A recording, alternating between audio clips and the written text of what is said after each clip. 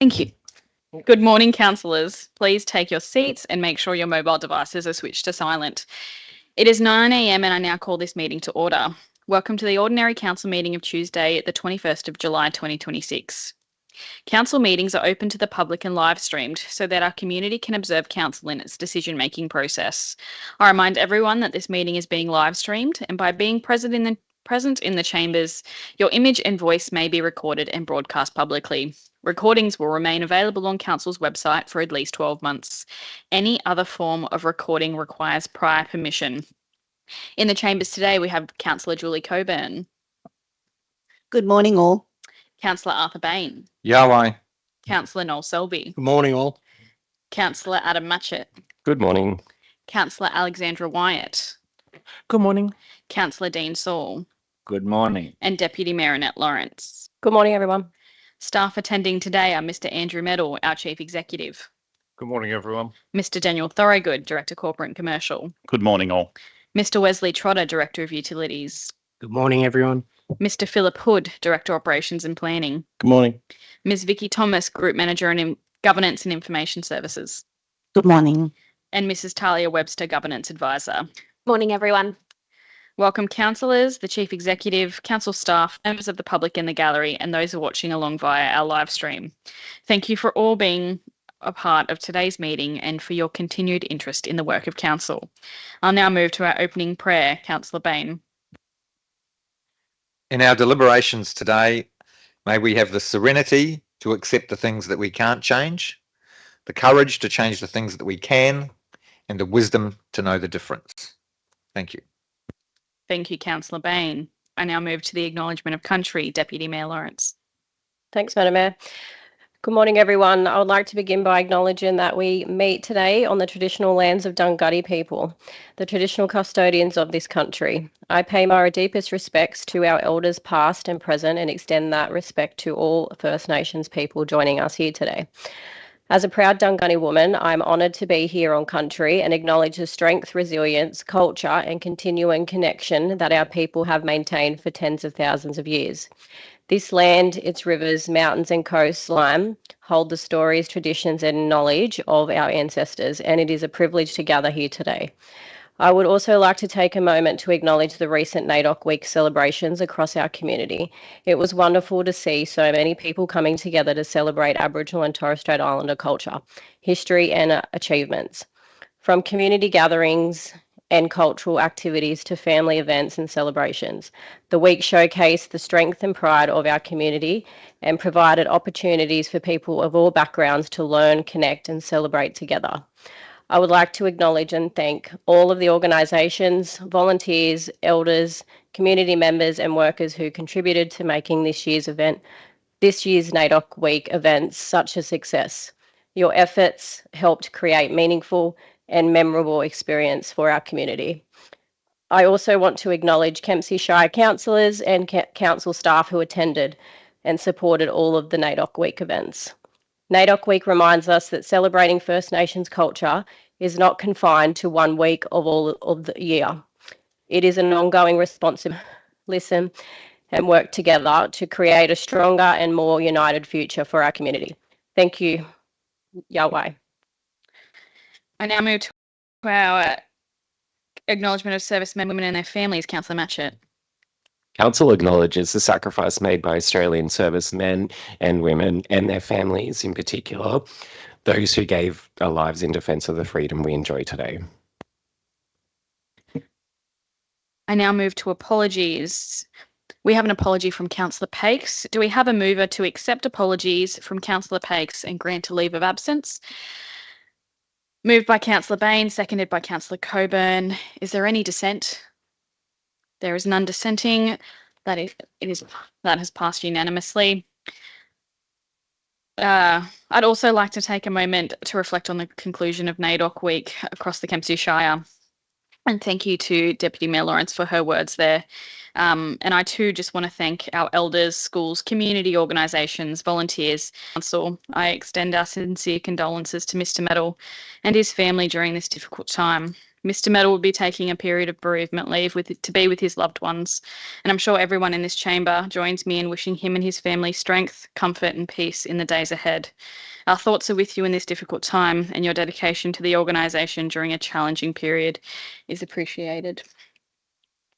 I now move to item 5, which is the confirmation of minutes from the ordinary meeting held on the 16th of June. Do I have a mover? Councillor Saul, seconded Councillor Matchett. Is there any dissent? There is no dissent. The motion is carried. I now move to item 6, which is disclosures of interests. I now call for any conflict of interest declarations, councillors. Councillor Selby. Yeah, I declare a non-pecuniary interest in 10.1.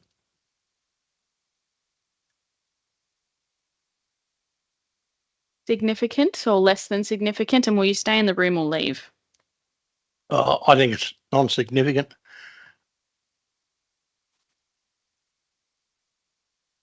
And why do you have an interest in this matter, Councillor Selby? Believe it or not, I signed a petition.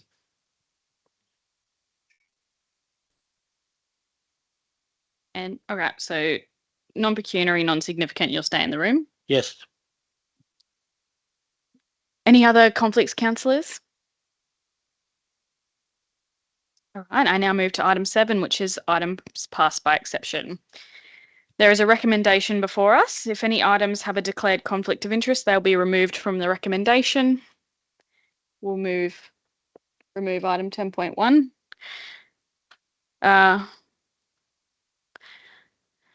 Before we move the motion or take questions, do any councillors wish to remove any other items so they may speak to them or vote against them?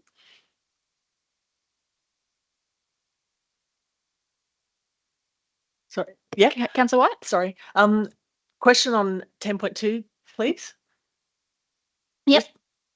I recall this coming up a few years ago. Just to clarify, so will Nambucca be asked to nominate a person and a backup person from the Kempsey Shire? And have you decided who that is? Mr. Medal. Yes, so there's a reciprocal arrangement, so there's representation on the panel. My understanding is that our current representative is the mayor. Our former representative has moved on from the council, a staff member, so that would be a role that I'll take on myself. Thank you. Are there any questions on any other items? Councillor Coburn?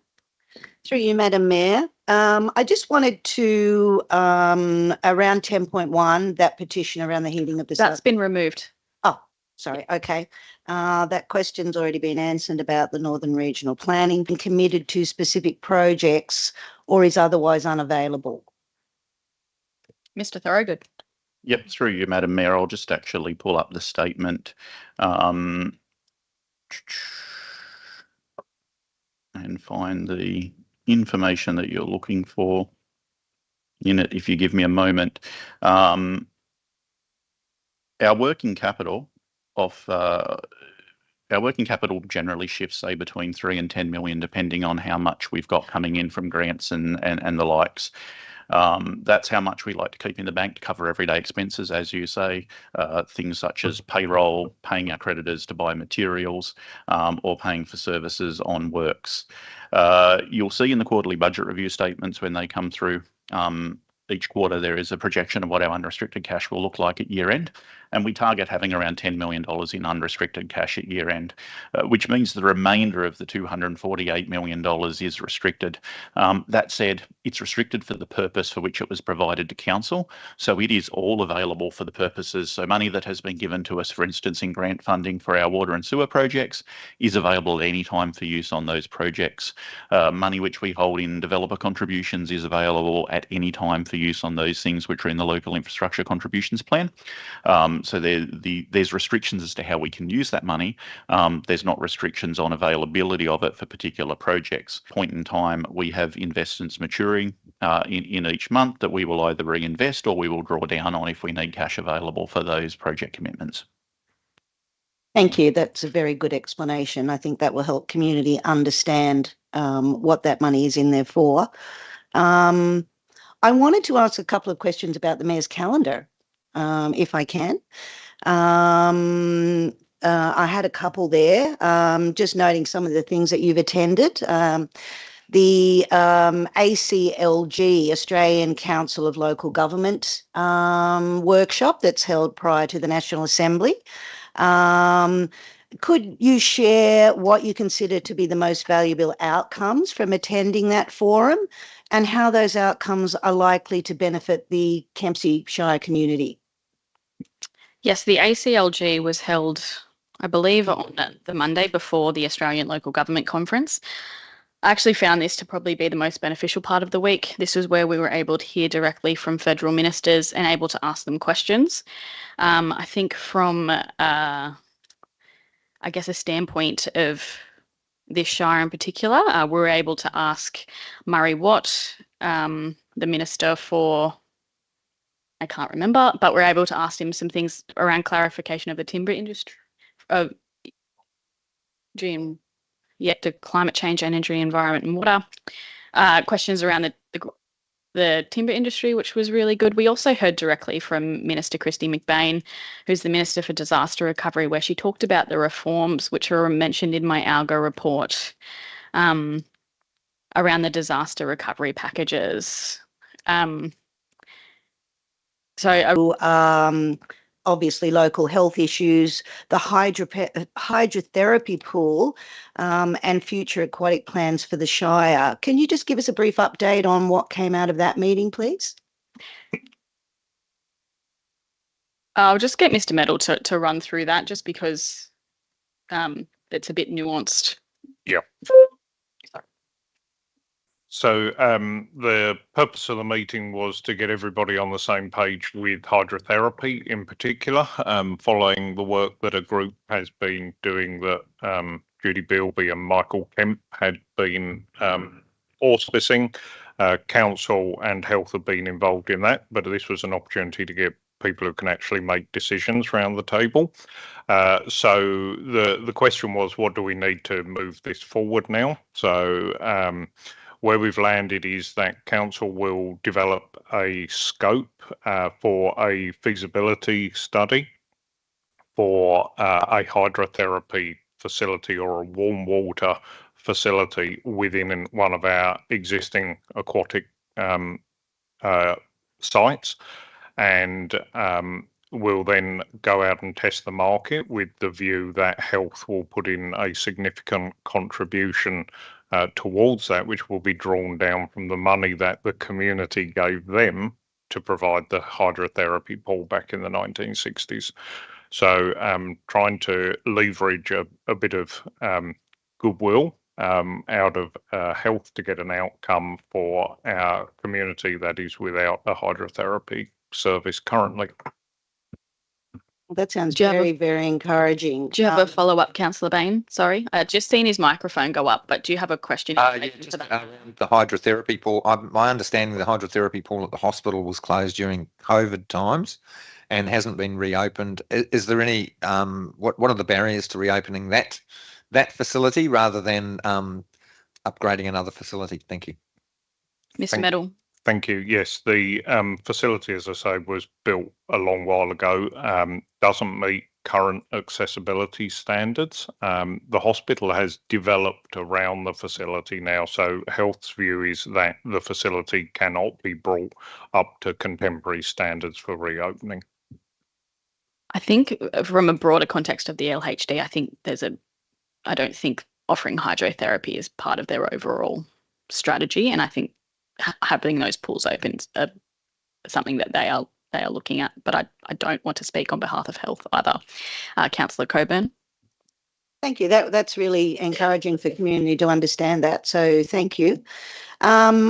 I just had a question around the CEO's calendar, and it's a very general one because obviously you've had another very, very busy period. Are there any highlights or outcomes from your calendar that the community would be interested in? It's a general question, but I just thought there might be something you could highlight for us.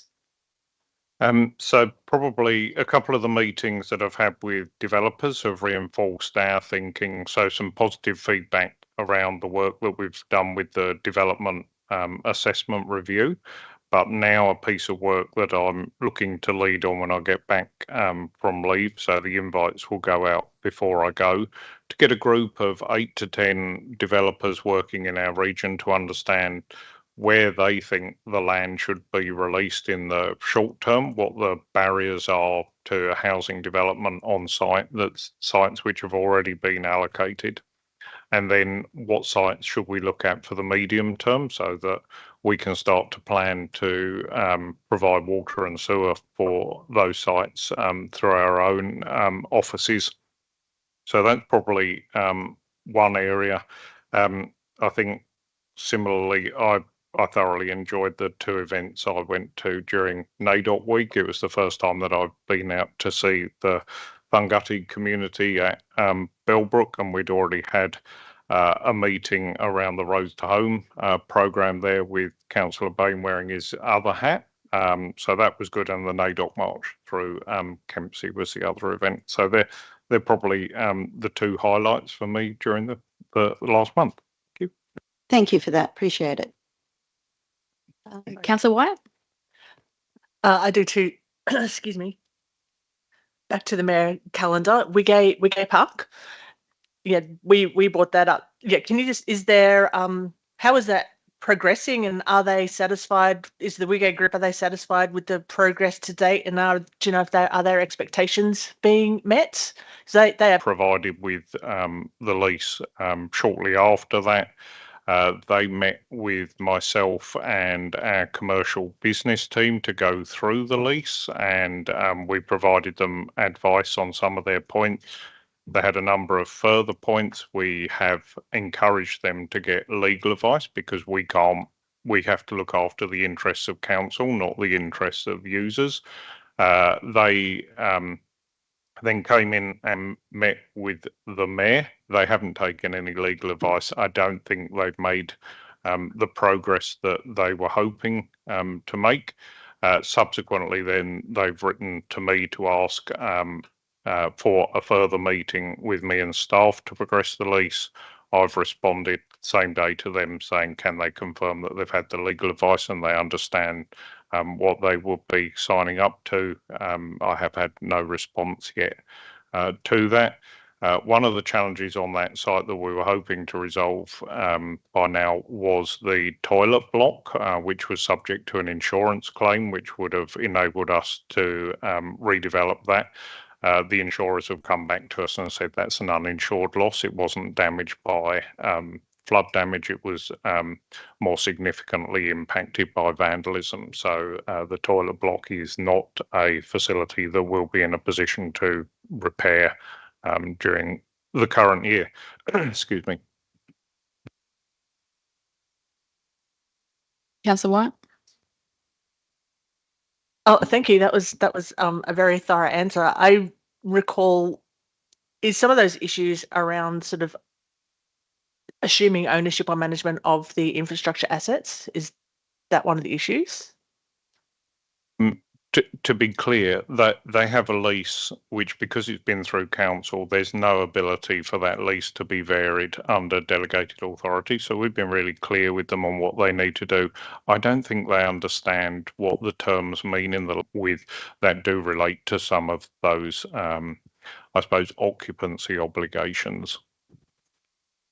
They're doing some reporting. Was that brought up, or was your meeting specifically around the hydro pool?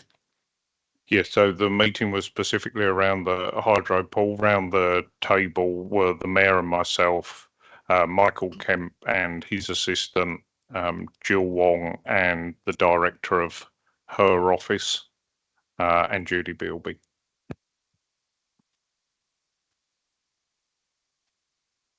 Microphone. Sorry, it's turned off. Yeah, sorry. Just your perceptions of the week in Canberra. And you said, what is... The best speaker on that day was Simon Kustermacher, who's a German demographer who does a lot of work across Australia, and outlining what regions need to think about and how to position yourself as Australia grows from 28 million to 50 million, what's going to make your town successful. So that was probably the keynote speaker on that day. Yeah, thank you for that. There's a couple of just a general question is just, and please don't take this the wrong way, but just to demonstrate the value of attendance and to provide like a clear link between, you know, you going and something coming back from your perspective as the CEO. Is there opportunities, partnerships, funding, leads, or any policy outcomes from any of those that are brought back? Councillor White, there's a delegates report back to on Kempsey. ALGA that we can probably cover Okay. that question there, if that's okay, because I think the report gives context to going to these different events and different things like that. So I think, yeah, I think we can deal with that once we get to that item. Is that okay? Councillor Coburn? Sorry, we kind of leapt straight into the questions and we didn't actually get an outcome about removing anything. I actually had a couple of questions. So, Councillor Coburn, we ask questions and it's okay if people still want to remove stuff. Oh, thank you. Yeah. Okay. So sometimes you might ask a question and say, oh, I want to remove that, given that. Okay. Well, so it's for points of clarity and things like that. So Okay. that's fine. Well, when you lead into that question, I will. Councillor Selby? Yeah, just a question on your calendar and that it's this Oz Alert overview. Will we be getting briefed on that at all? No, Councillor Selby, and it actually goes off today at 2 p.m, I believe, or is it next Tuesday at 2 p.m? Next Tuesday at 2 p.m.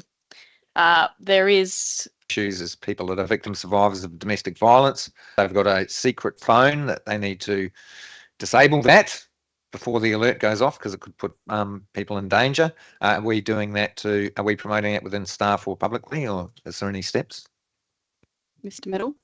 No, local government's not really been involved in this. We're not a level of government with only a handful of exceptions that are able to access and drive the Oz Alert program. So we received a briefing on it at the event in Canberra.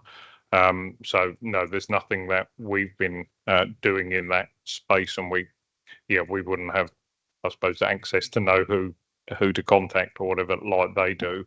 I was thinking more in terms of like putting out a general comms to staff and to community, but that's cool. Thank you. Are there any other questions on any other items or anything that you'd like to withdraw? Councillor Coburn? Yes, point 12.1, because it is a confidential matter. I have a couple of questions, so can we withdraw that one, please? I think that's very sensible. Is there any other questions or any other questions on the items within the block? If not, there is a motion before you with 10.2, 3, 4, 5 in the block. Do I have a mover? Councillor Saul, seconded Councillor Matchett. Is there any dissent? There is no dissent. The motion is carried. I now move to item 8.1, which is the Mayoral Minute, unlocking homes, accelerating delivery of local and state infrastructure. One of the biggest challenges facing regional communities and communities all across New South Wales isn't just building more homes, it's ensuring the infrastructure is there to support them. Roads, water, sewer, stormwater and community facilities all need to be delivered at the right time if we want to see sustainable growth. Too often, councils are expected to deliver that infrastructure before the funding becomes available, creating delays, increasing costs and slowing the delivery of new housing. It's a challenge that isn't unique to Kempsey, which is why Local Government New South Wales has developed this advocacy proposal. This Mayoral Minute asks Council to support practical, fiscally responsible reforms that would allow infrastructure to be delivered when it's needed rather than years later. It includes an interest-free loan facility for councils, forward funding of essential state infrastructure and greater flexibility to use developer contributions for community infrastructure such as libraries, which I know is a very hot topic. These are sensible reforms that would help councils unlock housing while building communities that are connected, livable and sustainable. This is another opportunity for Kempsey Shire Council to join with councils across New South Wales in advocating for reforms that will benefit our existing residents and support future growth. I commend the minute to council. Is there any questions or any debate on this one? Councillor Coburn? Through you, Madam Mayor. Yes, I guess One question that I specifically had was, has ALGA NSW or your office received any indication from the Premier or the Minister for Planning or Treasury that these reforms are actually being actively considered, or is this primarily just an advocacy position at this stage?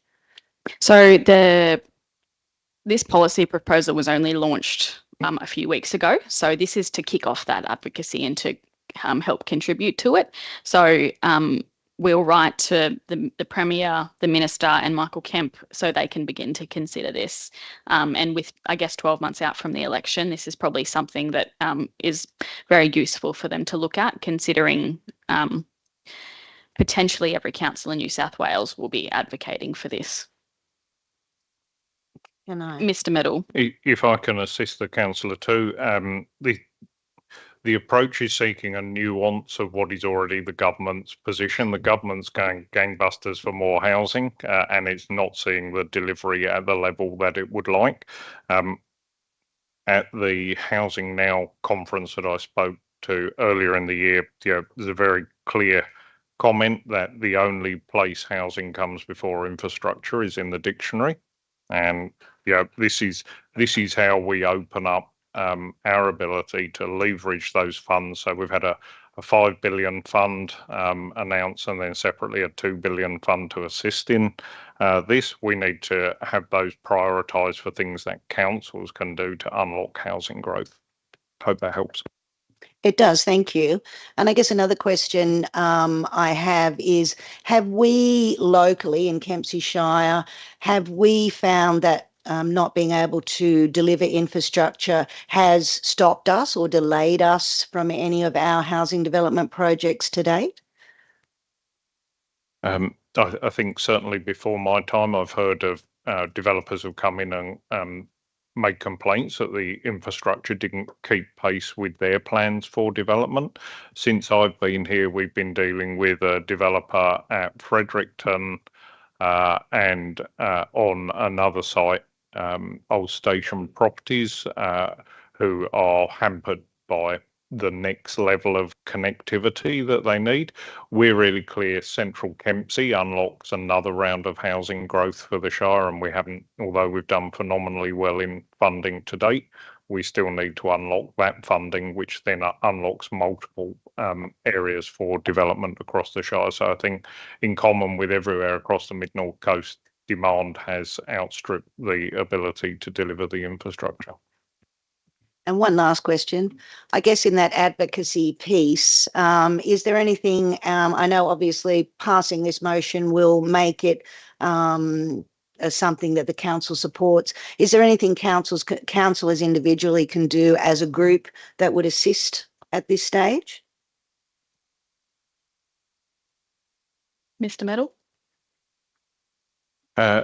I think you're already doing what you need to do. You've just reviewed and updated your development control plan. We did the same before Christmas with our developer contributions. Both those documents will be back before you as part of their 12-monthly review cycle.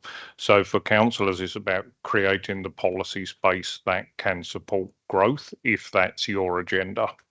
It's certainly the state government and federal government's agenda, but it may not be our agenda locally, and that's something, at the moment we do have a pro-growth agenda, but not at all costs. Councillor Bain. Thank you, Madam Mayor. My question is about, so it's proposing interest-free loans. So if we're looking at interest-free loans for major infrastructure projects like Central Kempsey, what would be the impact on the budget of having an interest-free loan rather than having to pay to borrow money? Mr. Thorogood? I was going to say I'd need to take it on notice or run some quick math. I'm sure I can have a figure to you later in the meeting. It would be significant. though. The interest that we pay on loans that are in hundreds of millions of dollars over 20 years isn't necessarily an insignificant amount of interest. While we've secured some grant funding for that, we have not secured enough grant funding to cover the entire project, and that particular project is also at the tail end of, I guess, our big five, which means it's the one that has the most uncertainty and risk around cost escalation and future funding priorities from state and federal government around it.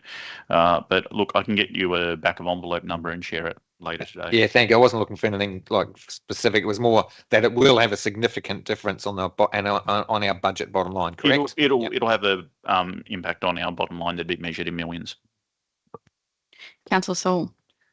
Thank you, Madam Mayor. With your indulgence, a question to the CEO, if I may, please. Mr. Medal, you attended the forum.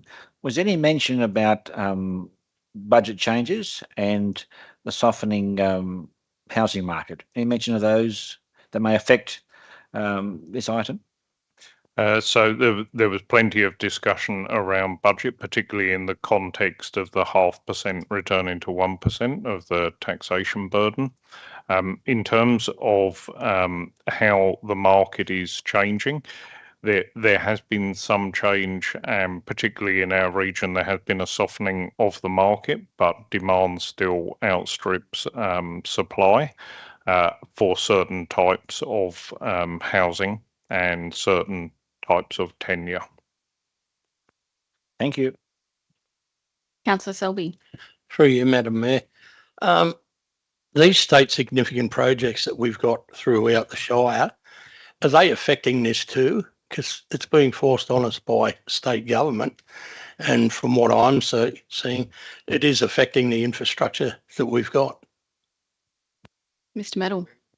Yes, there are examples where things come online and the development needs an approval from council beyond what they've got from the state government, and that leads to some hard decisions. I know Director Trotter's had some forthright conversations with the Rise and other developers in South West Rocks where sewers are at the capacity for which they were intended, and so the developers got to augment not just the connection from their site to our sewer, but also the whole downstream network. So yeah, there are some challenges in those discussions with developers. Just coming back to that question you asked a moment ago, Councillor Bain, mine and Director Trotter's back of envelope maths would suggest that an interest-free loan for Central Kempsey would save us $78 to $79 million. Significant. Fantastic. Just to follow up to what I asked, are we making the state government aware of these issues with it? With the state significant projects? So there has been discussion with them, including some discussions with the newly established Development Coordination Authority. I'd probably be uncharitable and say that the state government's not in listening mode. Yeah. Councillor Wyatt. Yes, please. I just wanted to add a point or a question rather around the pre-planning component is critical. So, I mean, councils need sufficient lead time to plan, fund and procure the infrastructure requirement. So allocating the contributions to social infrastructure and low interest loans, fantastic. But there needs to be a decent enough of pre-planning lead time in there. And I think the other part is that council needs, or not council, state government should be really clear and timely with local government around its decision making, particularly where large housing developments are going to be planned or state significant, and council, so we can have some certainty around that pre-planning. We don't want to be saying, you know, tomorrow here's a state significant development, and we're going, oh my gosh, we don't have time to plan for roads, because that's critical. So if that's that's my comment to add to that piece of advocacy work in your advocacy work. Thank you. Is there any further debate or any further comments to make, Councillor Bain? I don't debate. I feel that the although I very welcome the expanding the essential works list to looking at libraries, pools, childcare centres. These are things that are essential to build our livability in our communities. I do question, however, whether there isn't a further need to really grasp the nettle and say government should be building more public housing. Like, we are not going to address the housing crisis without a significant investment in public housing, as was the only time when the Australian dream of home ownership came about was post-World War II. And in post-World War II, we had masses of public housing being built. There was a huge investment, and there has been a lack of investment for the last 40 years across the political spectrum. So, that would be strengthening, but I understand that's not part of the local government's policy platform, and I think also we need to maybe look at something to be a bit more creative, as saying, well, what about some local decision making on what development looks like, whether that's tiny houses or addressing the short-term rental accommodation issues. There's some really fundamental systemic things that need to change, and I'm not sure. I mean, I'm not going to vote against this because, don't let the best be the enemy of the good. But I think there's a lot more work that can be done on the housing area, and that's all I want to say. Thank you. Thank you, Councillor Bain. You might have a motion there for local government conference. And perhaps some food for thought for councillors here today around your other points. Is there any further debate? If there's no further debate, I will put the motion. Is there any dissent? There is no dissent. The motion is carried. I now move to 8.2, which is the Mayoral minute for the CEO Performance Review 2025-2026. I declare a pecuniary conflict of interest because it relates to my remuneration, and I will leave the chamber. Thank you, Mr. Medal. I'll just wait for him to leave the chamber.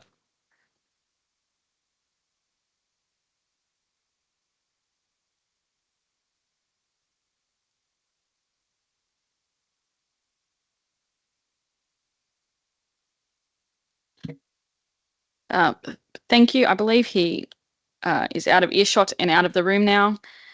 Councillors, you do have a printout of this one on your desk in front of you, and I do apologise that it wasn't in the original published business paper. This report advises the community that Council has completed the Chief Executive Officer's annual performance review for the period of the 1st of July 2025 to the 30th of June 2026. The review considered performance against agreed objectives, including organisational leadership, financial management, project delivery, stakeholder engagement, governance and professional leadership behaviours. Council's assessment concluded that the Chief Executive Officer performed above satisfactory for the purposes of the performance component of the Chief Executive Officer's employment contract, with positive outcomes achieved across key strategic and operational priorities during the report period.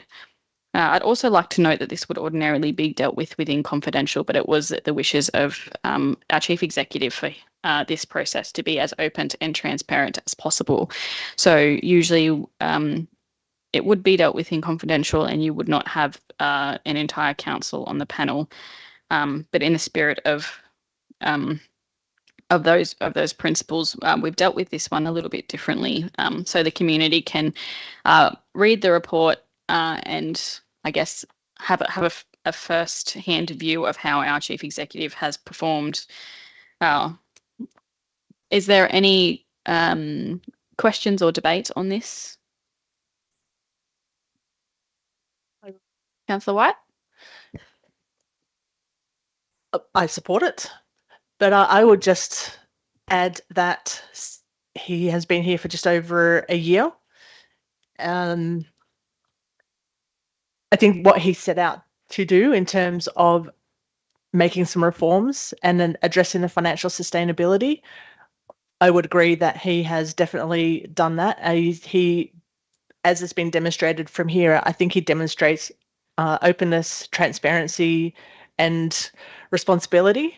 And I would just commend him generally on leading by example, doing what he said he would do. And I know that, we're not all completely satisfied because there is still some financial issues. There's still the SRV. There's still some stuff that needs to be dealt with. But I think And I have been critical in the past about that. But I think acknowledging progress and effort where it should go, and that's what I'm doing. I'm acknowledging the work that he has done and the leadership he has shown, and doing what he said he would do. Thank you, Councillor Wyatt. Councillor Coburn. Through you, Madam Mayor. A similar sentiment from myself. I think it was an interesting process for the entire council to go through. I think that's a new thing for this council, where all the councillors were actually involved in the process. And I think there was definitely some lessons to be learned from that process by all of us. So I take that on board as being a positive. I also commend our CEO on stepping up and making some difficult decisions across the year, and really putting that financial sustainability in the forefront of his mind, and engaging specifically with the high-level management teams and the senior managers to start instigating those changes. And I think from the community's viewpoint as well, it has been a positive process, and I think we all look forward to seeing how those actions will actually transfer into realities over the next year or two of our term, and it will be great to be able to get some really substantiated feedback along those lines. But yes, definitely seen a change of direction. And I'm very, very thankful that the brakes have been put on and we've got some time to really have a look at what's going on. Thank you, Councillor Coburn. Councillor Saul. Thank you, Madam Mayor. Madam Mayor, I also wish to speak highly of our CEO. Different points. We had a fruitful discussion at the consultation session. The point is, in the community, our CEO is well liked and respected. Now, our CEO, along with our mayor, our leadership of our council, and I've not heard anyone yet criticise him for not being available, not being open, not being transparent. And I think the point is, as a CEO, that is wonderful to have and an asset to our council. So I confirm my support for this motion, and I wish him well to continue his good works. Thank you, Councillor Saul. Councillor Bain. Thank you, Madam Mayor. And that was the performance management, whereas this has now expanded to include everybody, and I think it has a significant role model. I think it's a great role model in demonstrate led to increased stability in the leadership. You can't turn an ocean line around on a dime.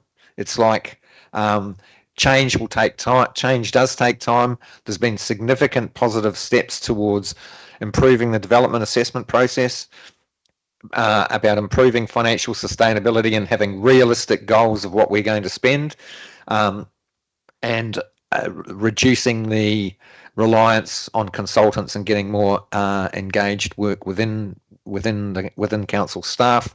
I really appreciate some of the concepts of the staff being supported not only in their current role but in thinking about future roles, because as has become very clear, every council in New South Wales has staff skills issues, and I think part of my understanding is it's about retention as much as is about recruitment. So if we can stabilise the workforce, increase people's satisfaction with their work, and increase our reputation within the community, I think there's been some fantastic strides, and I fully support this resolution. Thank you. Councillor Selby. Through you, Madam Mayor, I'd just like to reiterate what's been said by fellow councillors and that, but I'd just like to add something. I don't think this could have happened without the CEO having the ELT that he's got here behind him now. It's Councillor Selby.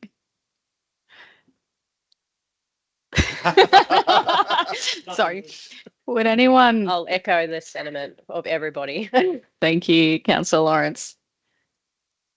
I don't have anything to add that hasn't already been said. I think Mr. Metal's doing a fantastic job. Yes, thank you everyone for your contributions. And I also thank Mr. Medal for his continued commitment, professionalism and leadership during the review period and over the last 12 months. The outcomes of the review reflect meaningful progress against Council's strategic objectives and demonstrate a strong commitment to improving organisational performance, financial sustainability, governance, community engagement and service delivery for the people of Kempsey Shire. And I do appreciate the challenging circumstances that Mr. Medal's been through over the last few weeks personally, while also going through a review, putting off commitments with his family so he could be here for the council meeting. And I think that's a testament to his character. And I look forward to working with him for the next 12 months. I now put the motion. Is there any dissent? There is no dissent. The motion is carried. Mr. Medal can come back. And when he comes back, we'll be moving to item 10.1, which is the petition for the heating of Southwest Rocks pool.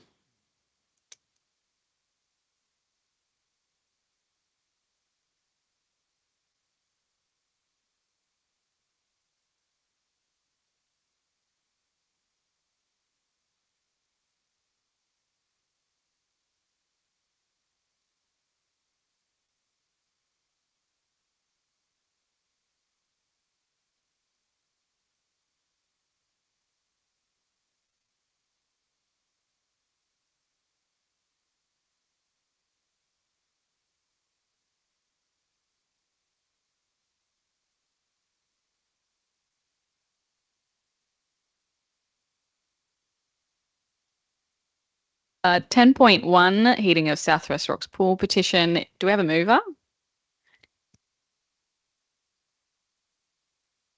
Councillor Matchett, seconded Councillor Coburn. Councillor Matchett. I thank the members of the Southwest Rocks community for their passion about this issue. I think the recommendation is that we note this report. As is further noted, there's obviously a broader piece of work that is currently taking place in terms of our aquatic strategy and what our vision is and what we have the capacity to pay for. But this is clearly an issue of great relevance and importance to the community. So I thank them for their engagement and for rallying around this. Thank you, Councillor Matchett. Are there any questions on this item? Councillor Wyatt and then Councillor Bain. Yes, please. It's a bit of a clarification question. It's like my understanding of reading the petition, clarify what is the next step in the process, like how and will council consider what will be reported, Mr. Medal. costs, etc., etc. Mr. Thorogood, sorry. Yeah, right. Through you, Madam Mayor. That's okay. There's two components to the answer of what you asked there. So the first one is the action which is taken on all petitions under the Code of Meeting Practice is that a report gets brought back. The report can be noted, or it can be noted in a request for a future report to be brought back to council. That's taken on all petitions in order to have time to actually formulate a response so we can get the petition in front of councillors and on the public record as soon as we possibly can after it's received, but before a response has necessarily been formulated to it. In this case, we're suggesting the report be noted because looking into the viability of heating Southwest Rocks pool is already in this year's operational plan. So it's actually already an action that we're undertaking. It will be reported through the quarterly performance reporting process, but there is a body of work to be done on it. So it will probably be later in the financial year before we have some outcome. We need to have a look at the viability of heating the pool, where you would house that infrastructure. Do you have electrical capacity for that infrastructure? What is the longevity of the building assets there? Because you don't want to put a new heater into a building that you're about to tear down or something like that. So there's a body of work to be done on that. But it's already part of our plans, and hence why we're not proposing to bring back a separate report on this. We'll continue to report it through the quarterly performance reporting process. Copy that. Thank you for that. So again, that leads me on to my overall question really is, so will this be reported? So will this be reported back to the petitioners, the where to next? So it's just not sitting out there in limbo. So they understand, we're on the same page, yeah? Through you, Madam Mayor, yes, we will write to the person who lodged the petition with a response to that, certainly. Thank you, Councillor Wyatt. Councillor Bain. Thank you, Madam Mayor. I just need clarification. It always confuses me a bit. Who actually owns the pool at Southwest Rocks? Mr. Thorogood. Through you, Madam Mayor. The pool at Southwest Rocks is on land which is owned by the Southwest Rocks Country Club, which has a long-term lease over it from council. So council leases that land from the country club and operates the pool facility. That was a decision that was taken many years ago by a council in order to prevent that facility from closing. It is something which I'm sure a question will arise about ongoing discussions with the country club. Mr. Medal and I had some just last week with them. So it is an ongoing topic of conversation between us and them. It is something that they are considering in their future strategic planning, as are we. But yes, at this point in time, council operates that pool under a lease. So we lease the land. Who owns the pool asset? So through you, Madam Mayor, the assets, the building assets and so on are councils. Thank you. Are there any further questions? Councillor Coburn? Do you know?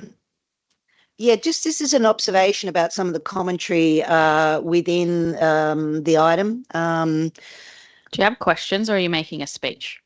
I can turn it into a question. Pardon?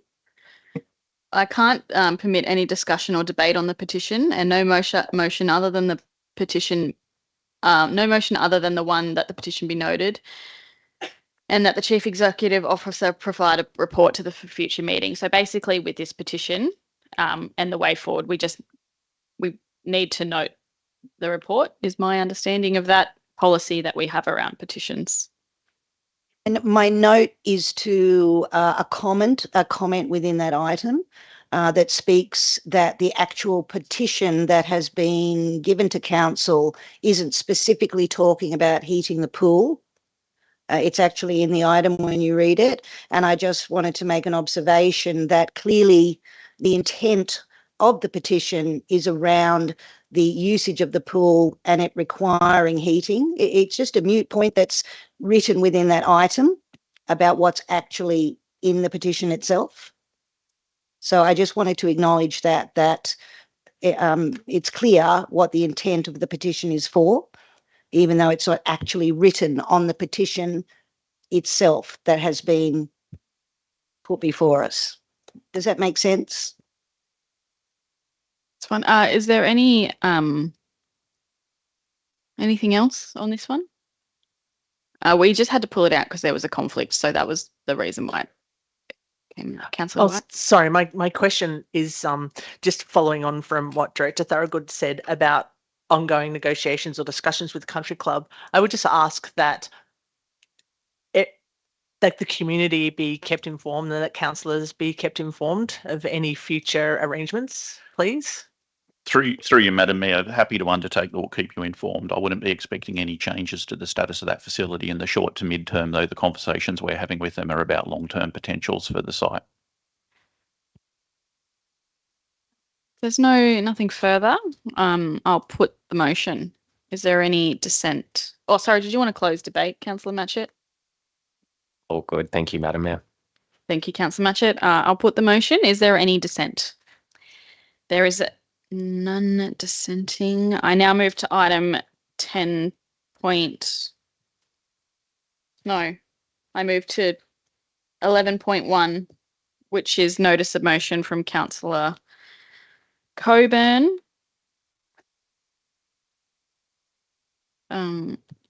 Moving Councillor Coburn, do you have a seconder?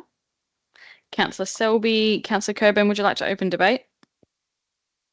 Yes, I would. I do want to propose an amendment. Do you want me to do that first, Madam Mayor? You can simply move a different motion because it's your motion, but we have moved and seconded. So it's okay. I'll speak to it then. Yeah, but it'll become a new. Have you sent the motion to? Yeah, it's just around. Have you sent it to the minute taker? No, I haven't, but I'm happy to do that.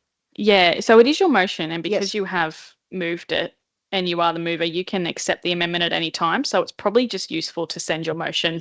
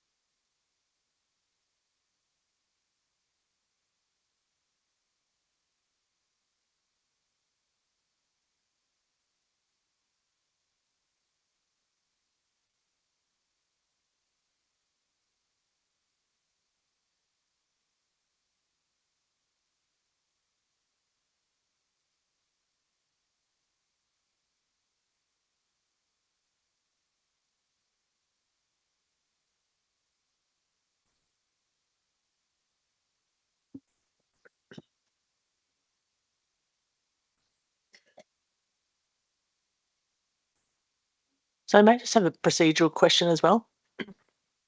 I also put in an amendment. Does that come after? Yes. Copy that. What point would it be? A point 8? Sorry, it's a change to point 7.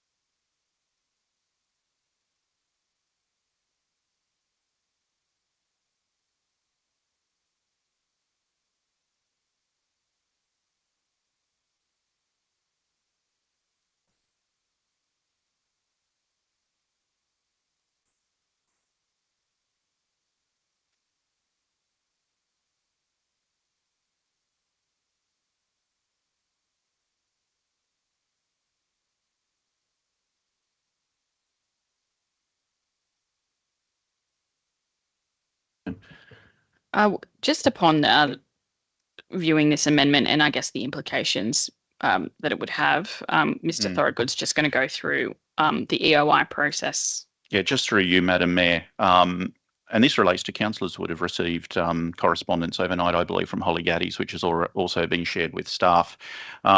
Whilst a commercial market or tenant or co-tenant might be something we're considering for the centre, it's not our number one priority.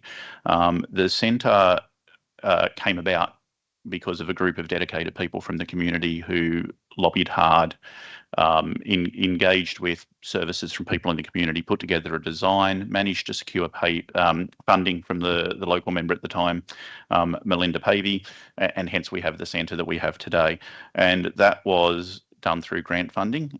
And there was a particular purpose for the centre, which is outlined in that correspondence very succinctly for that centre. So council's number one thing that we need to look at is there any future uses of the centre which are in line with the grant funding deed and with the original vision for the centre? So the purpose of doing an EOI isn't necessarily to identify a commercial tenant or a commercial co-tenant, but to identify, are there any sporting users out there who intend on using the centre in the manner for which the centre was intended? If there is not, then commercial uses of the space for council or others become a second option, but they're not the number one option, and they can't be in line with the commitments that we've both made to the community morally and ethically, and with the commitments we've made to the grant funding bodies. Can I make a comment to that? My comment is around the fact that there was no knowledge about. I didn't actually say what you could do. Can you just ask like a point of clarification, because it's you've already, otherwise you would have then already made a speech, and we do have a code of meeting practice that says you may only speak to your motion or to your amendment once. I can't allow you to argue with staff, so you can ask Director Thorogood a point of clarification around that process and around what he has just said, but you can't make a comment back to him. It's not appropriate, and you're not here to debate the validity of what any of the staff say.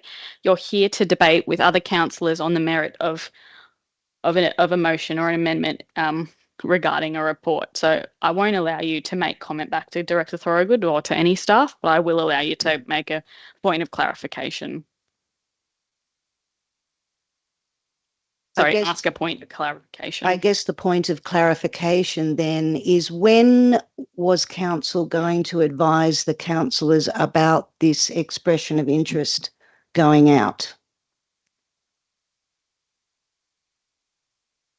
We had no intent.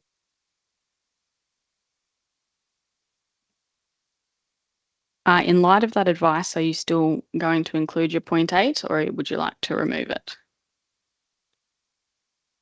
Can I just have a procedural motion that maybe we move into the committee of the whole? We can't move into a committee because we're not in open debate yet. We haven't. Oh, okay, sorry.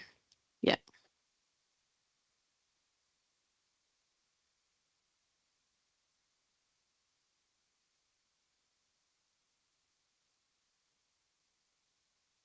I'm happy to leave that in there as it is.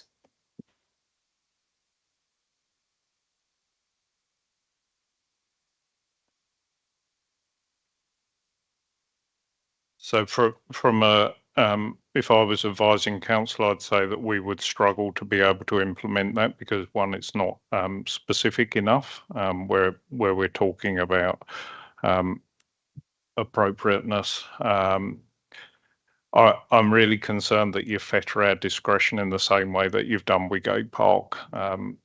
That's now really holding that up because you've taken any ability from the administration to be able to negotiate an outcome there. This is a high-profile site, and we're looking to get it used for the purpose for which it was intended. So,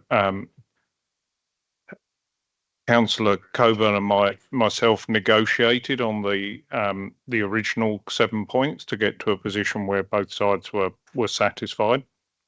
I would advise council. It's not my position to enter the debate, but from an administration perspective, point 8 is not. I don't believe in the best interests of council. I hope that helps. Yep, Councillor Coburn. At this point in time, I feel I have no option other than to remove this notice of motion. It doesn't mean that I won't revisit this in the future, but at this point in time, I don't feel I have an option but to remove the whole notice of motion, because my feeling is very strongly that it won't be discussed in the context and the nature of what the community has asked me to do. So that's my intent. What has the community asked you to do? I have been approached by a very large number of young families who are very conscious of the current condition of our existing library at South West Rocks. It is not fit for purpose, and that has been publicly acknowledged by the council. There has also been a lot of time spent by council previously looking at options.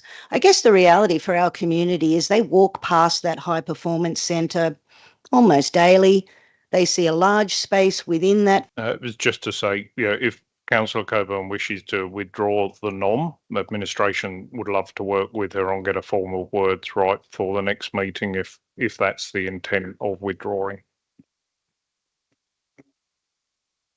The intent of withdrawing it is the introduction of more information around the expression of interest process.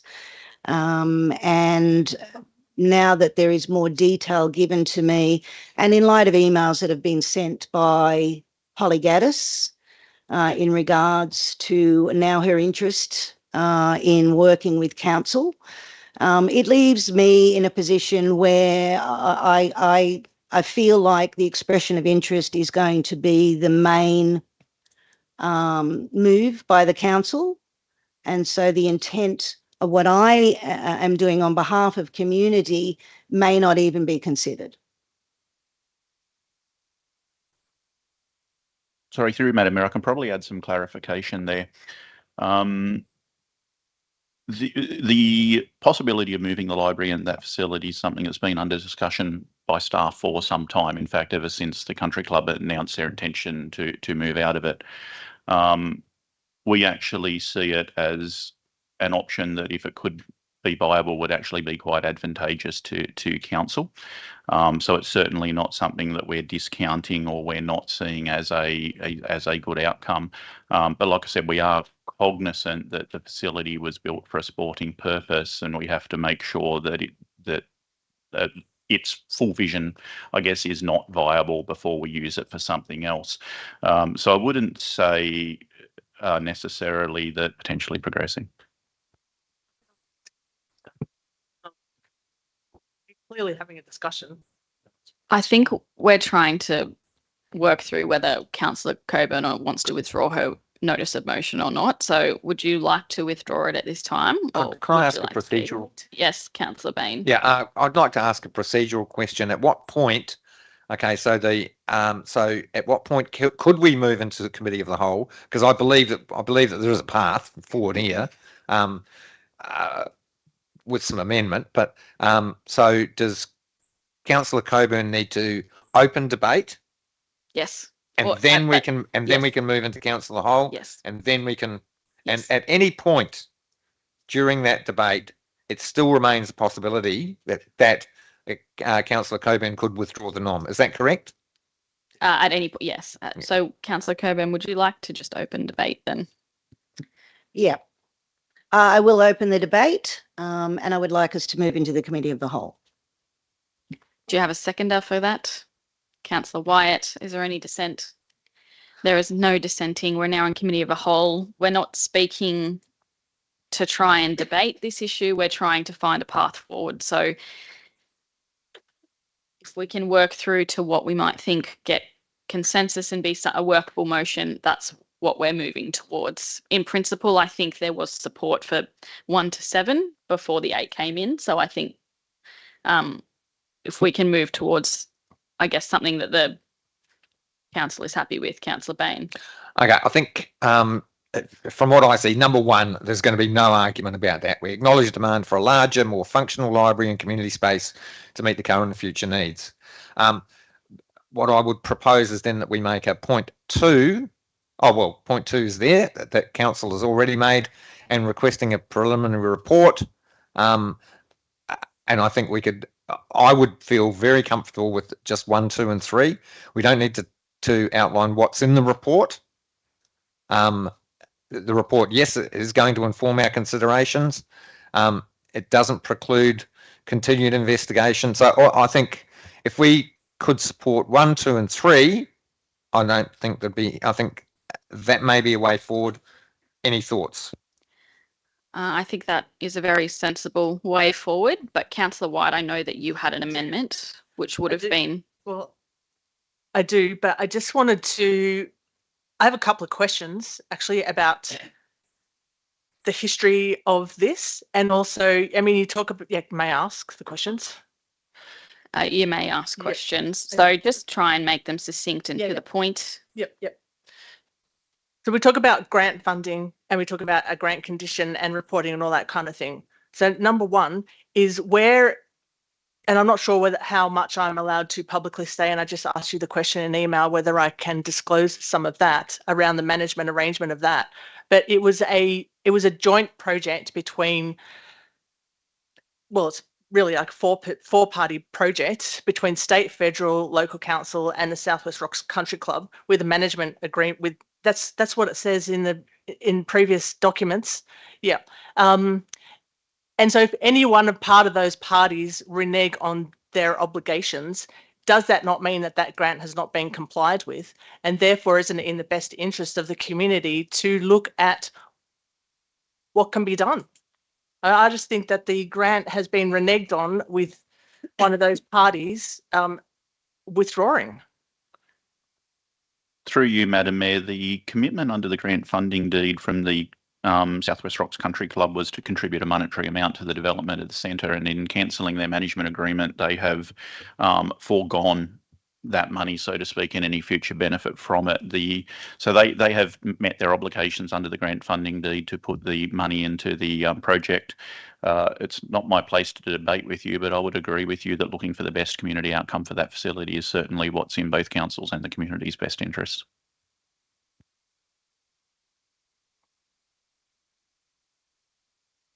I'm fairly confident that in a previous council, we approved a management arrangement with the Southwest Rocks Country Club and the council, which is my understanding is that is no longer valid. That's the agreement that I'm referring to. Through you, Madam Mayor, there was a management agreement in place with the Southwest Rocks Country Club in October last year. They sought to withdraw from that agreement.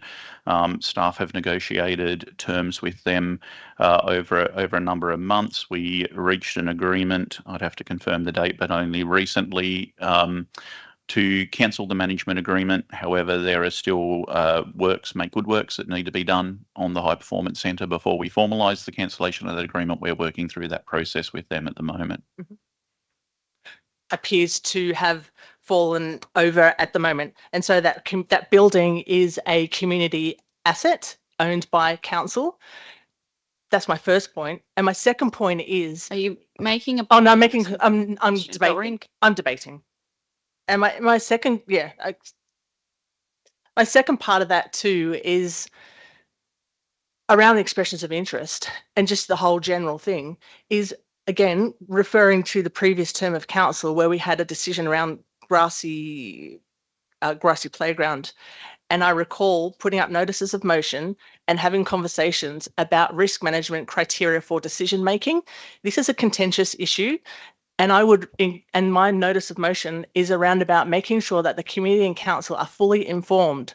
I agree with sorry, not Councillor Medal. I agree with Mr. Medal that there is operational decisions that are that are not to council. But when there is contentious issues that can go pear-shaped, then we need to be informed. We don't need to be at the table, but we need to be informed. And so I actually support this notice of motion because it's asking to do something rather than nothing, and it's just part of that suite. Thank you. So you sit on supporting 1 to 8, or yeah, That's the one that I put up, which is about what I just said: transparency, openness, having people at the table. So you're on 1 to 8 plus another. Councillor Coburn's on 1 to 8.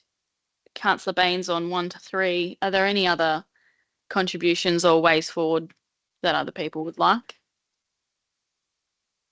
No question then, Madam Mayor. What may I ask to the CEO then? If we accept 1 to 3, that's quite workable with your administration.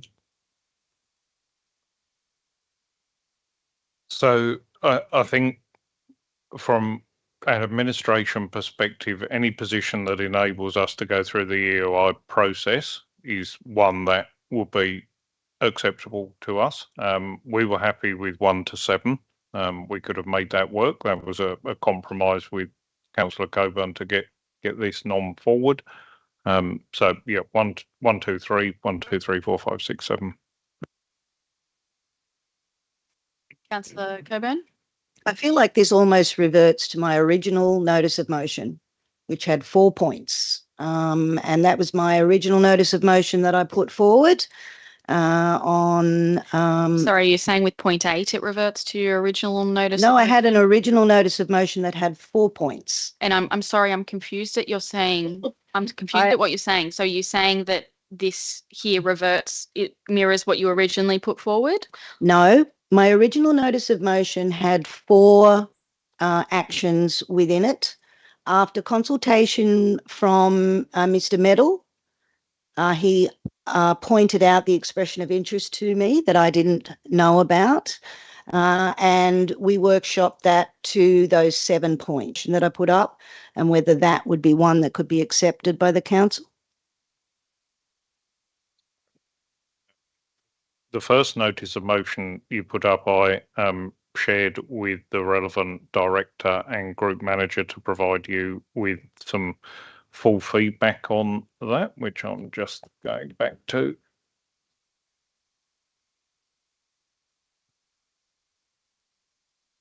So I think the main point that we were in line with your 4-pointer that you started with. So we provided some detailed commentary on that, and then an alternate solution, which whilst longer in text was more specific. So that was the intent, to provide a way forward for you to enable that feasibility study to take place. The conversation then moved into further clarity around the use of the word feasibility study, and we came to a compromise where you put forward an alternate option back to us, which was a 7-point option, which we were happy to accept. So that was the route through to get to that stage. So there are similarities between the short form that Councillor Bain has put forward and your initial nom. The The main difference was the referral to a piece of work which wasn't in our operating plan and which would have required us to find additional funding to deliver. Through you, Madam Mayor, sorry, just to add some clarity to that, the other key thing that came out of that, the feedback that we provided to Councillor Coburn is where point 7 came from, to note the expression of interest. I think, and probably just try and state it clearly, for staff to assess the viability of a library being essentially the highest and best use of that site, we need to understand what other uses are on the table. And that's why I guess what I'm trying to say is, without running an EOI process, we don't know what uses we're precluding that might be a better community outcome or a better financial outcome, or both. And so we need to understand, we need to run the EOI to understand that in order to assess the viability of a library. And that's where we run into a chicken. That's been changed to a preliminary report. If that's the case, my intention here is to try and simplify, not overcomplicate. So I think by keeping not getting too operational, because we're, as councillors, our job is to be strategic, not operational. So broad-based, simplified, without getting down into the detail of what a report's got to have in it. So I'm very comfortable. If the administration are comfortable with 1 to 7, I'm comfortable with that. My preference would be to just stick with 1 to 3, because 4 seems to me to be telling people what to put in the report. But I suppose it covers all those issues. So yeah, I'll go 1 to 4. I'll accept 1 to 7. I just think that rather than chucking the whole thing out and coming back to read, it sounds like it's already happening, and it's just a matter of acknowledging that and being clear. Okay, that's enough from me for now. Thank you, Councillor Bain. Councillor White, did you send your I did. amendment through to comms? Or can you just, sorry to the minute takers, and can we just see if people are wanting that amendment? Because otherwise we're going to not actually have a way forward.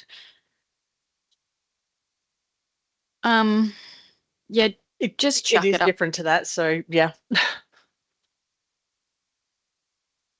And I have a clarification question as well, please.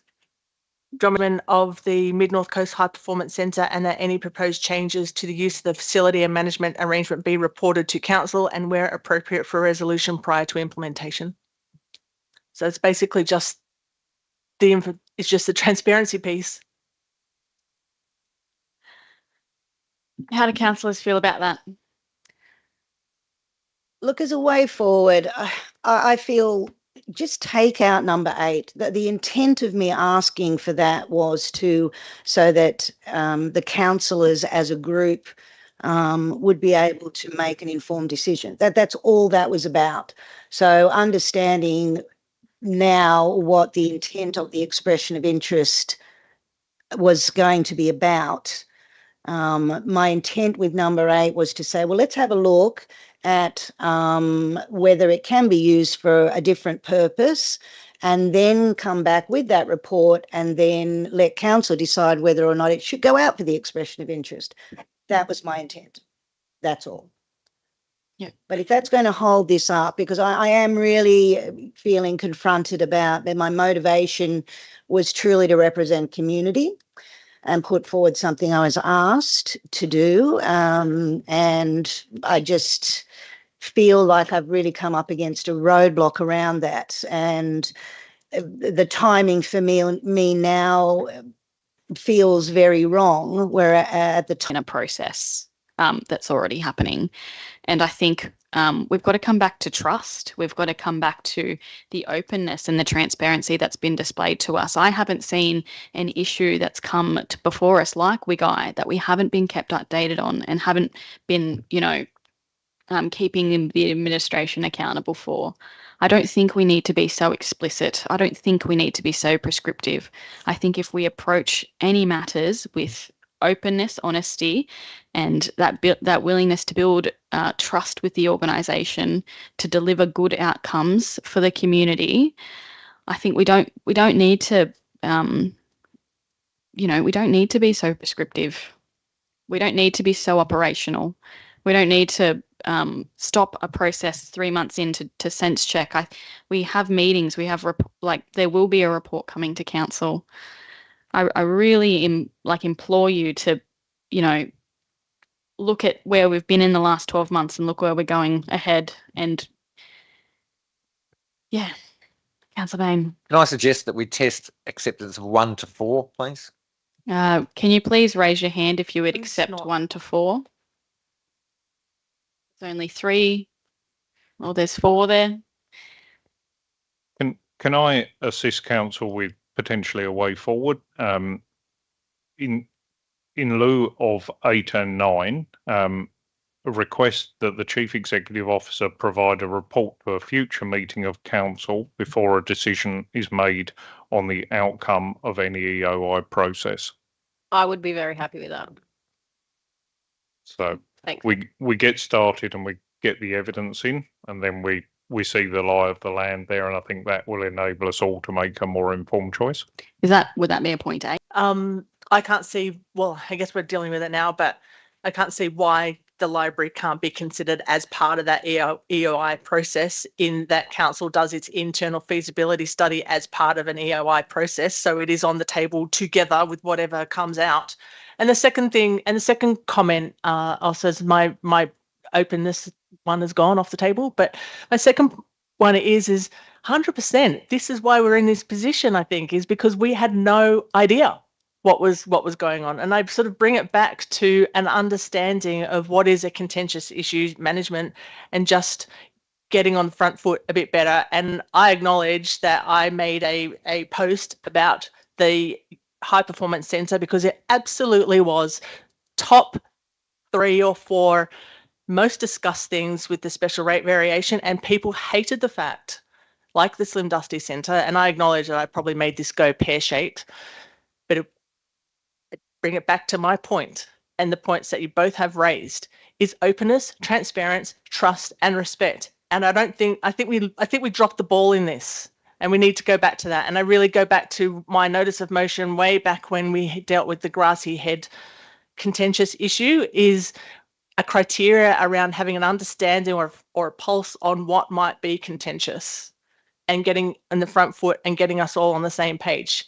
Because we had no idea about the expressions of interest. And I've got a question here that says, what work, what investigations? We had no idea. That's my point. Yeah. And just a point of clarity, Mr. Thorogood, will the EOI consider the library as a co-tenant or a possibility within that process? Through you, Madam Mayor, as I said, that's something that's a piece of work that we're doing that the EOI is required as part of. So yes, in practice, these two streams of work go side by side, and that's why we can't do one without the other. They're both necessary to move either course forward, and it may be that the outcome that is found is that a library may occupy some of the space, but not all of the space, with somebody else in the remainder of the space. So yes. Thank you, Mr. Thorogood. Can I get a motion to move out of committee? Councillor Bain, seconded. Councillor Matchett. Is there any dissent?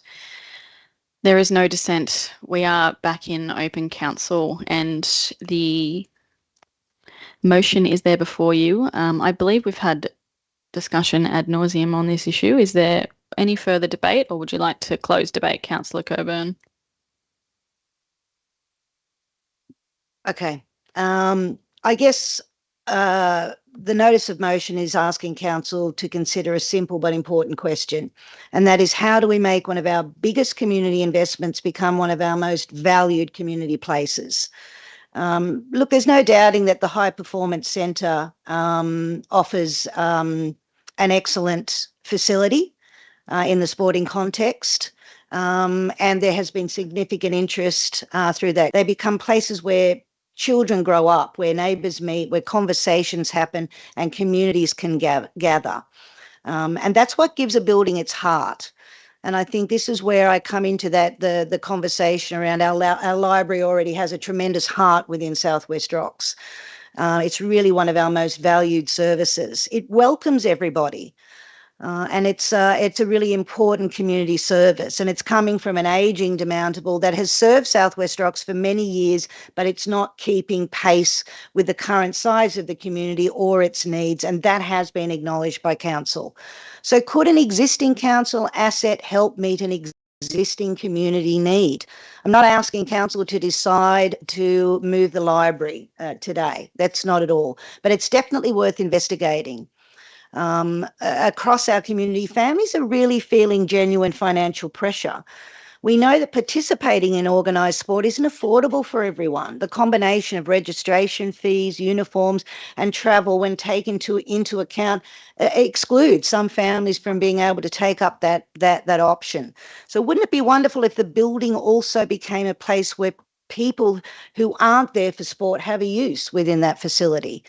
A place where families can read before training starts, a place where students can stop in after school to study, where parents meet while their children are at activities, where community groups can gather, where people of all ages have a reason to walk through the door. So it's not simply a sporting venue, but it's a genuine community hub. That's one of the things I like most about the idea of moving the library, is it doesn't compete with the high performance centre, it will complement it. Each thing makes the other one stronger. The library gains a much larger, more functional home, while the centre welcomes a broader cross-section of the community throughout the day and across the week. Over time, I believe that potential to strengthen the community's connection with the building that many people are still getting to know. From a governance perspective, I also think about it's making the best use of what we already own. Before committing to a more complex and potentially costly long-term solution for the library, surely it's reasonable to ask whether an existing council asset could meet part of that need. That's all this motion asks to do. It doesn't commit to council relocating or increasing staffing or extending hours or spending money on an external study. It just asks for a report. To me, it simply reinforces why this conversation is timely. Before progressing a commercial use within the facility, within a public funded community asset, I believe it's appropriate that councillors first have the opportunity to consider whether there is an existing council or community use that could deliver greater public value. Importantly, this motion doesn't close the door on the future CBD library. That work can still continue. It simply asks whether there's an opportunity in front of us today that deserves to be explored before we look elsewhere. Every community has its buildings. The places where we remember are the ones that bring people together. If this investigation shows that we can create a place where sport, learning, community connection and lifelong education can all exist under one roof, then I think we've achieved something far greater than finding a new location for the library. We've created a destination, a place where people don't just visit because they have to, but because they genuinely want to be there. I believe that's a conversation worth having, and I commend this motion to the council.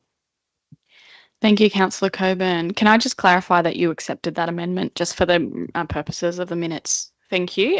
Is there any dissent? That one is carried unanimously. We're just going to have a break now until 10:55. I adjourn the meeting.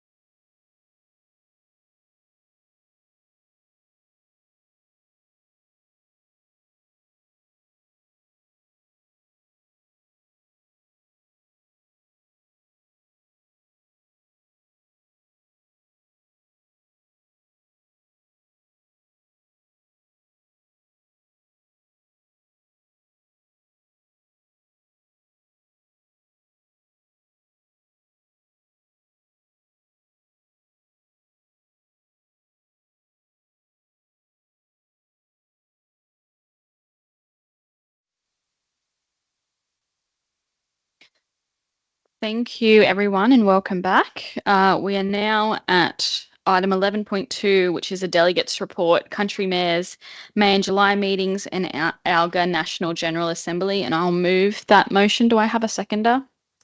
Councillor Matchett, thank you.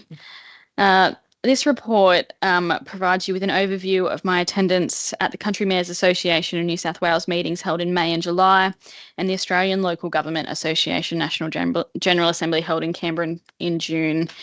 These forums provide opportunities for regional and rural councillors to collectively advocate on matters affecting local government, engage directly with state and federal government representatives, receive policy and sector updates, and build relationships with other councillors, key decision makers, including ministers and industry leaders. Key matters relevant to Kempsey Shire Council included the financial sustainability of local government, which at ALGA included a call for fairer funding, which I believe you all would have seen, which was a joint signing of a letter from all of our local government associations across Australia and ALGA delivered to the Speaker of the House at down in Canberra.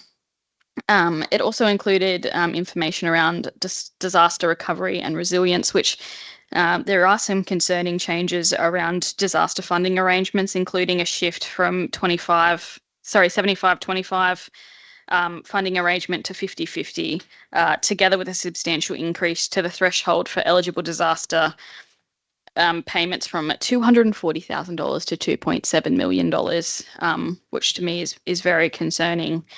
A real highlight from the May meeting was hearing from the local Minister for Local Government around the Fresh Start program for local government apprentices, trainees and cadets. And it's really pleasing that Kempsey Shire Council currently has 12 apprentices and trainees under this program, which is one of the largest in the state. So I think we've done extremely well there in providing opportunities for people to build skills, not only to contribute to this organisation, but for the benefit of the community. And those were the key highlights, but I'll open up for questions and for any other debate. Councillor White, I believe you had a question. I do. I actually have something to say about in support or speak for it. Yeah. So I support both yourself and CEO attending these forums because there is value in networking, building relationships, identifying funding opportunities, learning from other councils and participating in collective advocacy.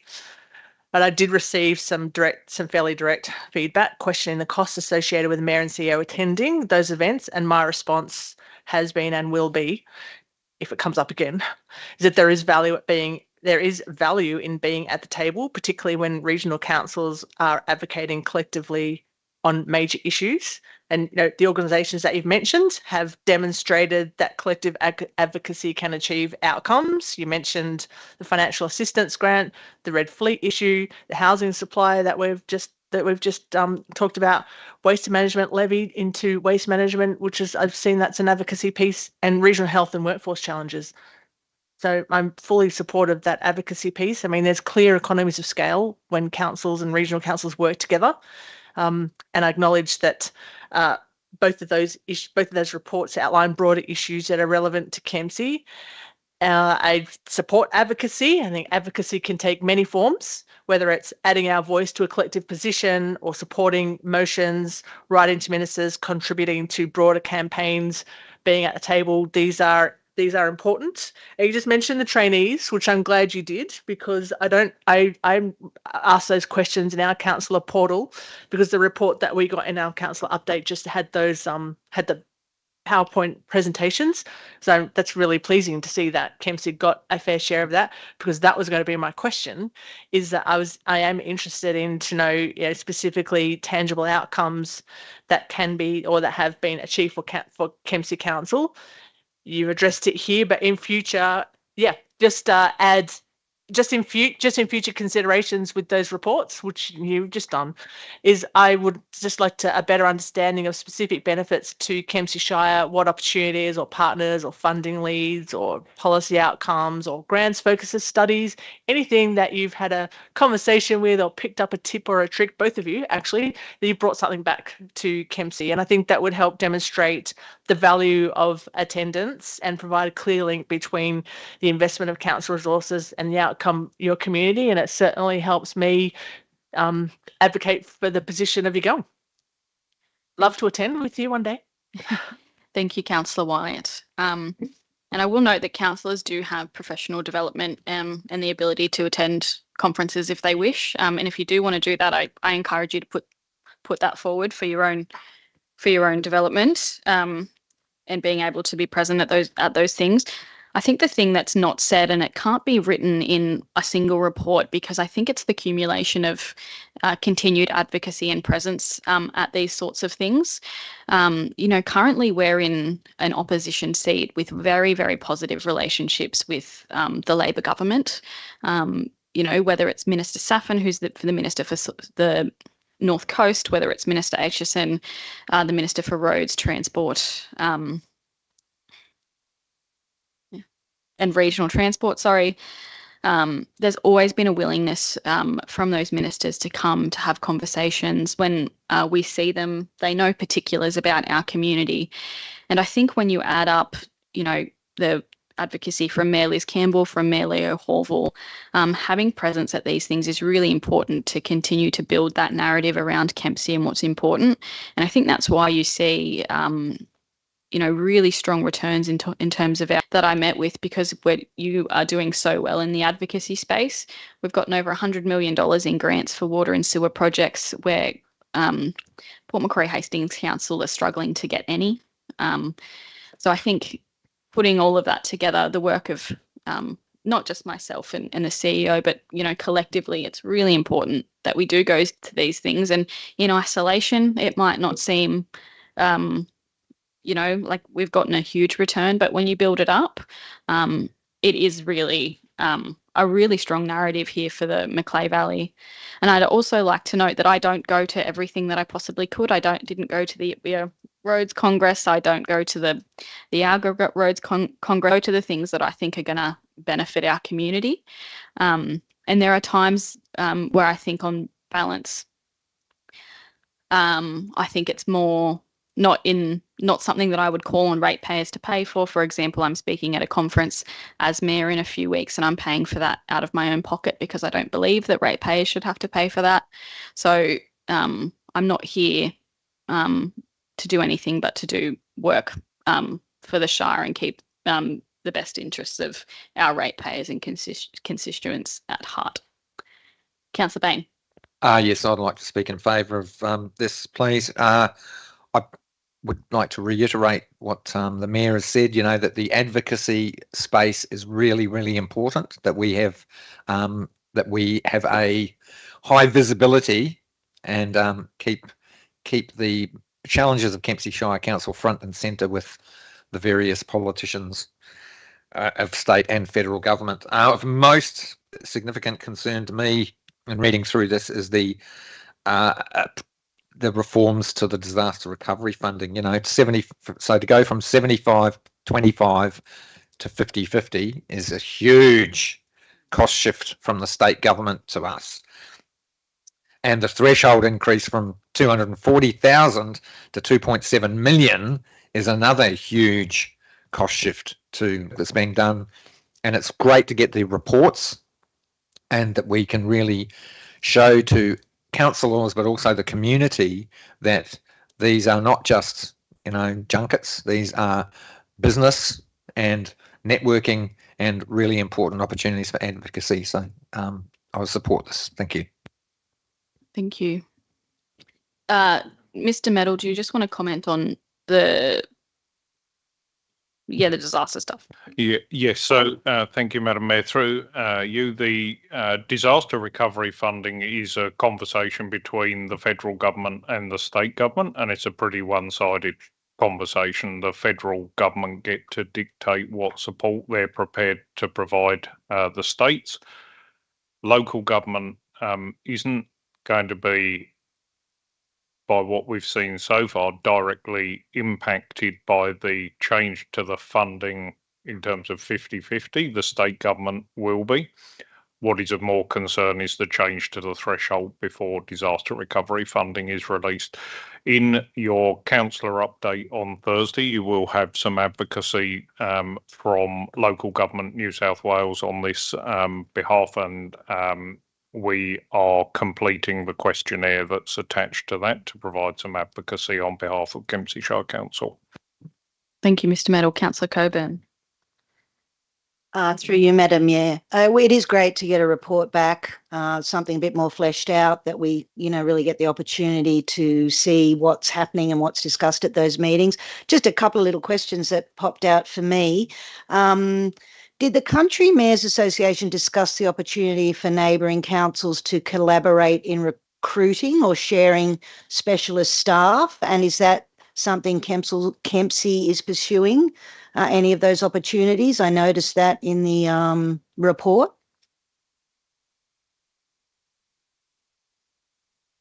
Is the update was particularly relevant to regional councils such as Kempsey Shire Council, where workforce attraction, retention and access to specialist skills. I believe, Mr. Thorogood. Through you, Madam Mayor, look, I can speak to some of that. Certainly these are things which are considerations for us. One of the challenges we find in the space is often where we struggle to both attract and retain specialist staff. Our neighbouring councils are also in the same boat. So, for instance, in the planning space where we've traditionally had some challenges, whilst we have been able to lean on neighbouring councils, they also have challenges within the same skill sets. When we look at things like project management, for instance, we've got enough project management work that sharing in that space doesn't necessarily make sense.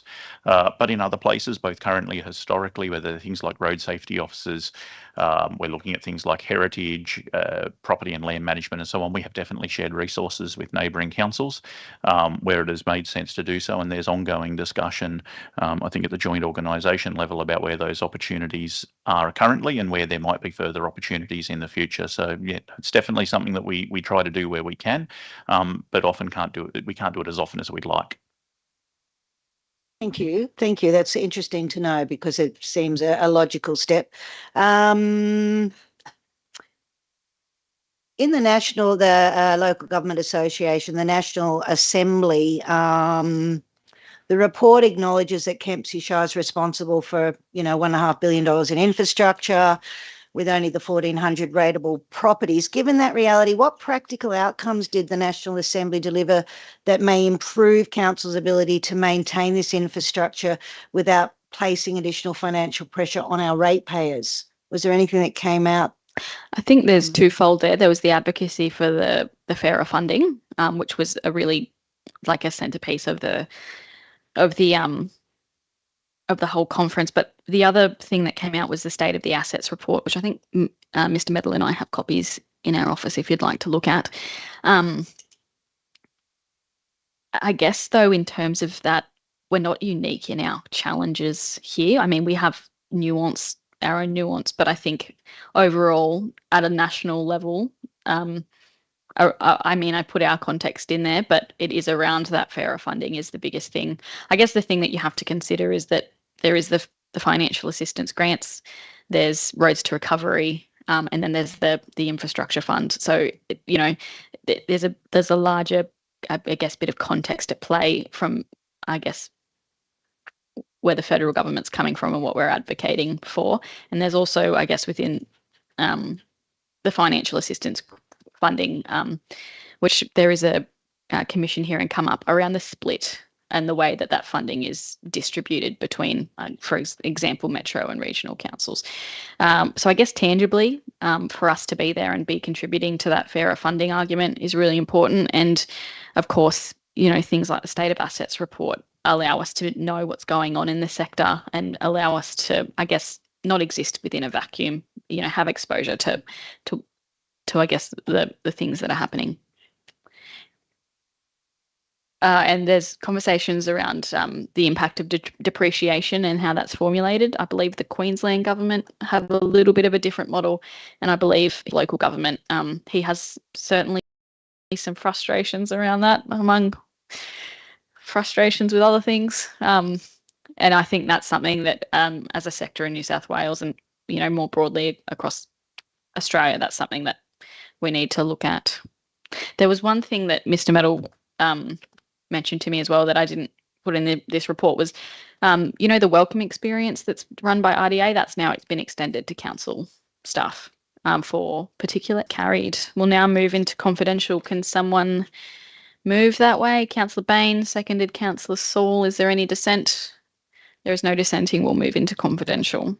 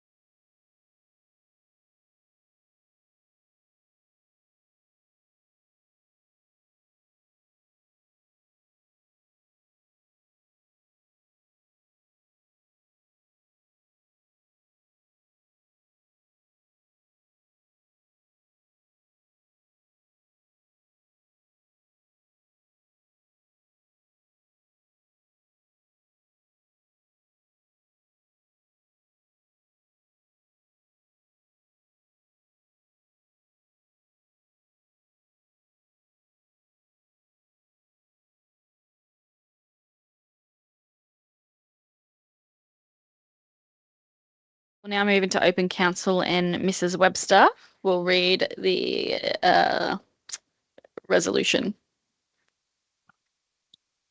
Thanks, Madam Mayor. During closed session, Council resolved for item 12.1, Governance Agreement for Waste Procurement, that Council 1 notes that Kempsey Shire Council, Bellingen Shire Council, Nambucca Valley Council and Port Macquarie Hastings Council have progressed planning for a regional approach to waste collection, procurement and processing services. 2, endorses Kempsey Shire Council entering into the governance agreement for waste procurement with Bellingen Shire Council, Nambucca Valley Council and Port Macquarie Hastings Council. 3, delegates authority to the Chief Executive Officer to execute the governance agreement for waste procurement, including any minor administrative or non-material amendments that may be required to finalise the agreement. 4, notes that the governance agreement establishes a joint procurement group and project control group to manage the joint procurement of collection services.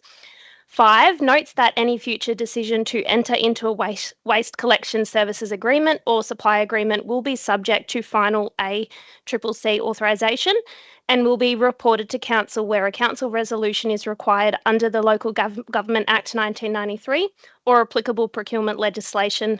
And 6, maintains the confidentiality of the governance agreement and related procurement documentation in accordance with the confidentiality and commercial provisions of the agreement. Thank you. I close the meeting at 11:25 a.m.